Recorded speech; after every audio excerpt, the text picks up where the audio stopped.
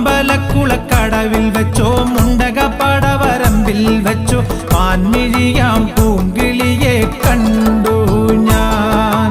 അമ്പലക്കുളക്കടവിൽ വെച്ചോ